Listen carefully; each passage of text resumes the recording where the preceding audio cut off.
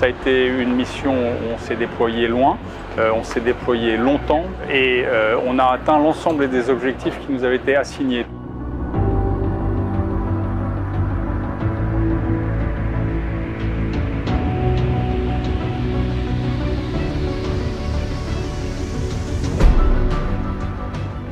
La mission Clemenceau 21, une mission de 4 mois qui avait comme axe principal la lutte contre le terrorisme, contre Daesh. Il s'agissait de maîtriser les zones dans lesquelles nous avons été déployés, la connaissance et l'anticipation au niveau stratégique, mais aussi à des fins tactiques, de manière à pouvoir projeter la puissance du groupe aéronaval en toute sécurité.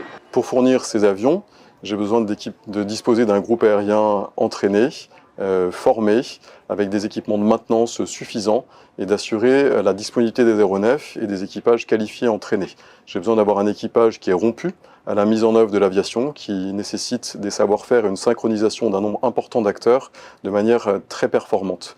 Et enfin, pour fournir des avions, j'ai besoin d'assurer la liberté d'action du porte-avions, de manœuvrer le bateau pour se positionner en fonction de ce qui m'est demandé de faire, du cadre tactique, du cadre d'environnement, pour remplir les missions qui me sont ordonnées.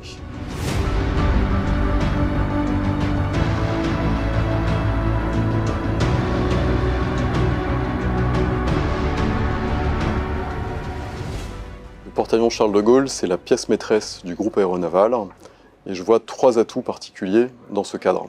Le premier atout, c'est que c'est un bâtiment de combat. Le deuxième, c'est une base aéronavale mobile et le troisième, c'est une plateforme de commandement. Un bâtiment de combat, c'est un bâtiment qui est capable de se défendre, de porter des armes, de se déployer longtemps avec une mobilité forte, une endurance qui est importante et beaucoup d'autonomie pour faire face à tous les types de situations. La base aéronavale mobile, c'est la vocation du porte-avions que de mettre en œuvre le groupe aérien embarqué, qui est son système d'armes principal. Et enfin, plateforme de commandement, c'est la plateforme qui accueille l'état-major du groupe aéronaval, qui permet de s'intégrer dans des dispositifs interarmés et interalliés et qui permet de commander l'ensemble des unités qui sont au sein du groupe aéronaval.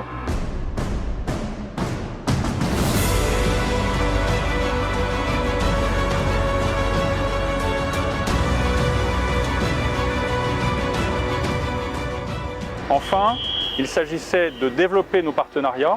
Nous avons pour ça travaillé tout au long du déploiement avec des escorteurs partenaires étrangers qui étaient intégrés dans le groupe aéronaval. Nous avons effectivement travaillé pendant 3 jours avec le groupe aéronaval constitué autour du Queen Elizabeth, porte-aéronef britannique qui fait son premier long déploiement. C'était pour nous l'occasion de faire ce qu'on appelle un DCO, Dual Carrier Operation, donc des opérations à 2 porte-avions, qui ont permis de mesurer notre niveau d'interopérabilité, de partager et de développer nos savoir-faire. Tout ça avec des interactions entre les Rafale marines et les F-35B qui sont embarqués sur le Queen Elizabeth.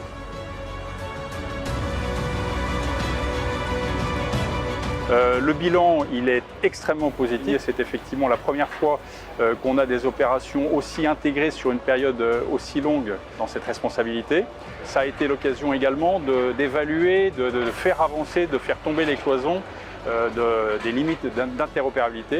Et on a fait de grands pas dans ce domaine. Et pour y parvenir, en fait, la clé de tout ça, c'est de disposer d'équipages performants. Donc c'est de gérer, pendant un déploiement de 4 mois, l'engagement et la fatigue d'un équipage.